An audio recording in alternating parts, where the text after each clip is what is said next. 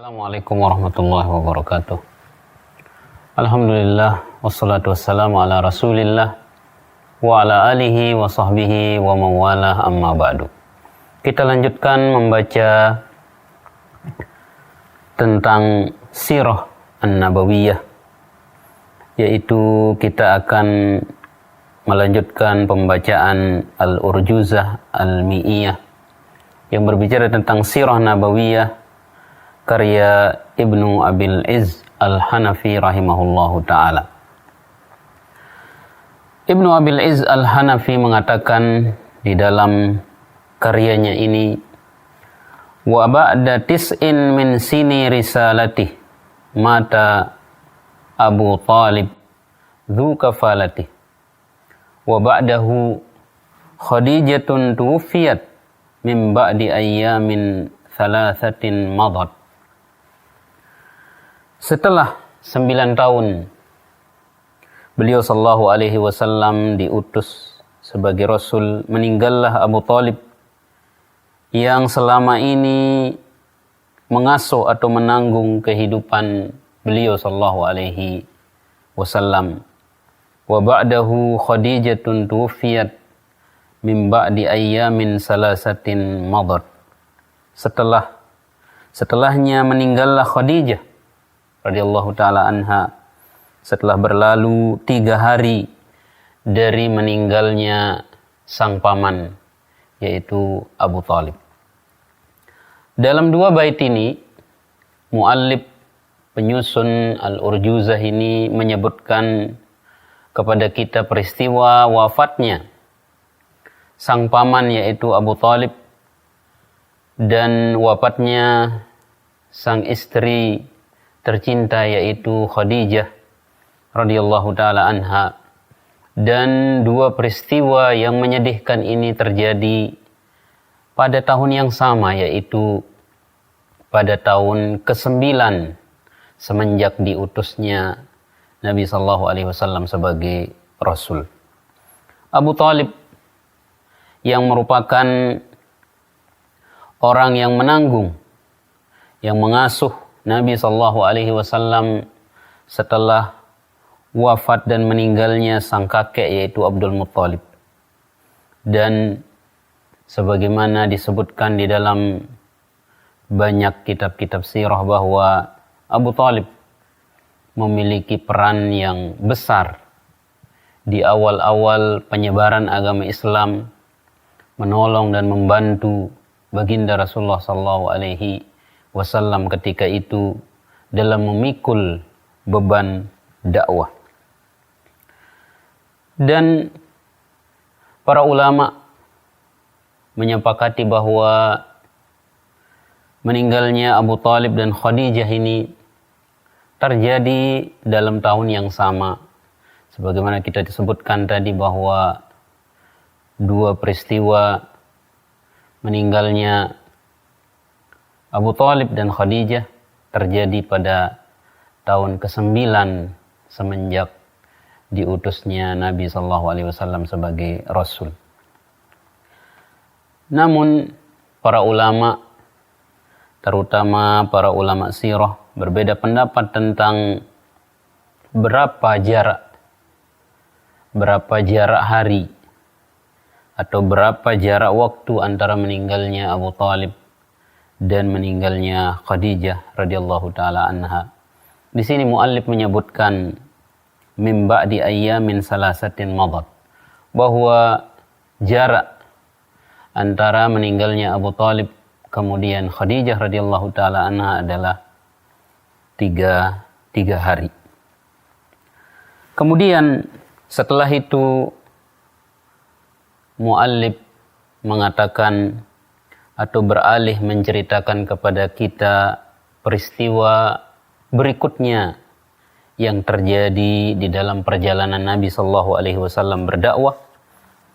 Wa ba'da khamsina wa rub'in aslama jinnu nasibina wa adu fa'lama.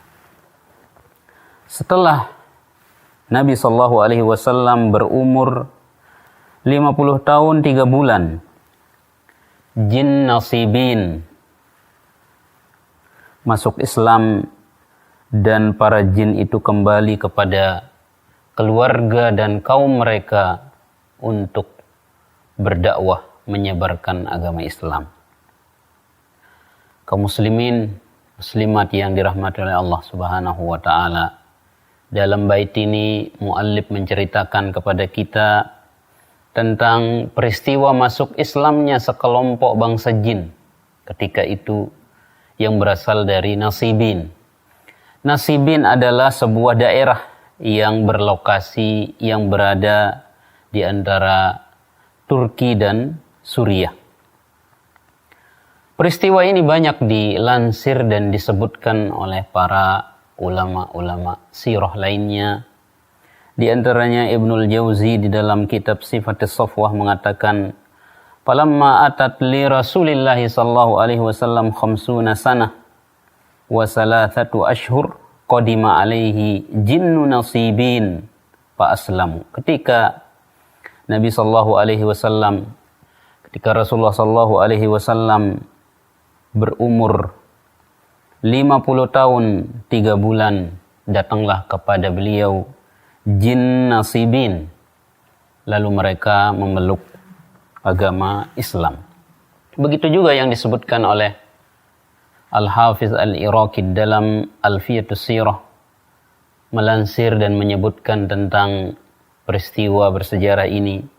Al-Iraqi mengatakan, wa ba'da an madat lahu khamsuna wa rub'u amin ja'ahu yas'auna. Setelah berlalu umur beliau sallallahu alaihi wasallam 50 tahun 3 bulan, datanglah jinnu nasibina lahu wa kana yaqra'u fi salatihi Qur'ana. Datanglah kepada beliau jin nasibin, dan ketika itu beliau sallallahu alaihi wasallam tengah membaca Al-Qur'an di dalam salat beliau sallallahu alaihi wasallam. Binakhlatin fastama'u wa aslamu wa raja'u fa anzaru qaumahum. Beliau sedang membaca Al-Qur'an di samping pohon kurma. Maka para jin itu mendengarkan dan mereka masuk Islam, dan mereka pun pulang lalu memberi peringatan kepada kaum mereka. Setelah bangsa jin tadi mendengarkan Al-Quran, lalu mereka masuk Islam, maka sebagaimana disebutkan di dalam bait tadi, yaitu wa'adu fa'lama, mereka kembali.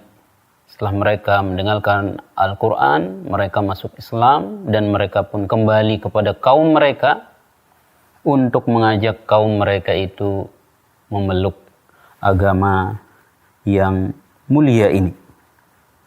Hal ini dilansir, disebutkan di dalam Al-Quran, yaitu di dalam surat Al-Ahqaf ayat 29, Allah Subhanahu wa taala berfirman, "Wa idz sarafna ilaika nafaran minal jin yastami'una al-Qur'an falamma hadaruhu qalu ansitu falamma qudiya wallaw ila qaumihim munzirin."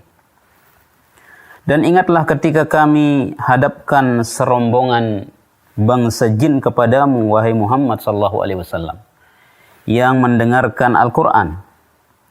Maka tatkala mereka menghadiri pembacaan Al-Quran itu, mereka berkata kepada teman mereka, "Diamlah agar kalian bisa mendengarkan Al-Quran dengan baik."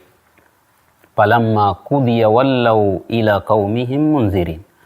Ketika pembacaan Al-Quran telah selesai, mereka telah selesai mendengarkan ayat-ayat yang dibaca oleh Nabi SAW, mereka kembali kepada kaum mereka untuk memberi peringatan atau untuk mendakwahi kaum mereka kepada agama yang mulia ini.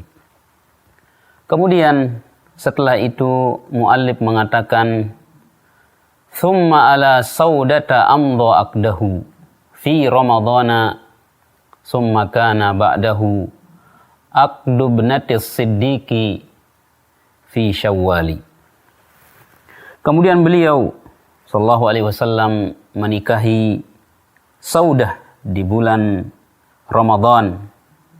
Kemudian setelah itu beliau menikahi putrinya As-Siddiq Abi Bakar radhiyallahu taala anhu di bulan Syawal. Dalam bait syair ini atau di dalam bait ini muallif penyusun Al-Urjuzah ini menyebutkan peristiwa atau kejadian Nabi sallallahu alaihi wasallam setelah wafatnya sang istri tercinta yaitu Khadijah radhiyallahu taala anha. Beliau sallallahu alaihi wasallam menikahi Saudah bintu Zam'ah ibnu Qais al-Qurasyiyah. Dan Saudah ini dahulunya memiliki suami yang bernama As-Sakran bin Amr radhiyallahu taala anhu, yang merupakan salah seorang sahabat yang ketika itu sempat pergi hijrah bersama istrinya Saudah ke negeri Habasyah. Lalu mereka berdua pulang ke Mekah, dan tidak lama setelah itu sang suami yaitu As-Sakran bin Amr radhiyallahu taala anhu, suaminya Saudah ini meninggal dunia. Lantas Nabi sallallahu alaihi wasallam mempersunting dan menikahi Saudah radhiyallahu taala anha.